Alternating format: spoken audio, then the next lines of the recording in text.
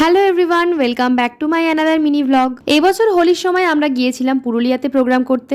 আর আমাদের প্রোগ্রাম মানে সেখানে ঘোরা বেড়ানো আনন্দ হইহুল্লোড় তো থাকবেই। তো চলো আজকে সেই পুরুলিয়া ট্রিপেরই কয়েকটা ভিডিও আমি তোমাদের সঙ্গে ছোট ছোট পার্টে শেয়ার করার চেষ্টা করছি। হোলির দিন একদম রাতে ছিল ট্রেন, তাই সবাই ব্যাগপত্র গুছিয়ে ট্রেন ধরে যে যা সিটে বসে পড়লাম। তারপর রাতে টানা ঘুম দিয়ে একদম চোখ মুখ ফুলিয়ে পরদিন ভোরবেলা নামলাম পুরুলিয়ার বড়াভূম স্টেশনে।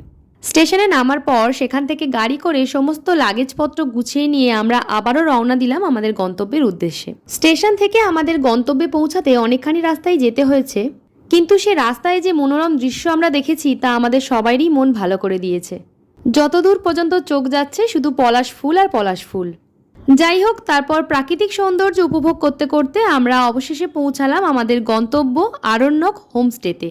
সেখানে পৌঁছে গাড়ি থেকে নামার পর আমাদের এত সুন্দর করে ওয়েলকাম করা হলো যে সেটা সত্যিই বলে বোঝানোর মতো নয়।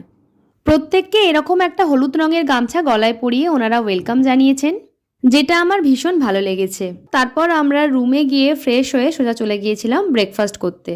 ব্রেকফাস্টে আমাদের জন্য ছিল গরম গরম লুচি, সঙ্গে ছোলার ডাল আর জিলিপি।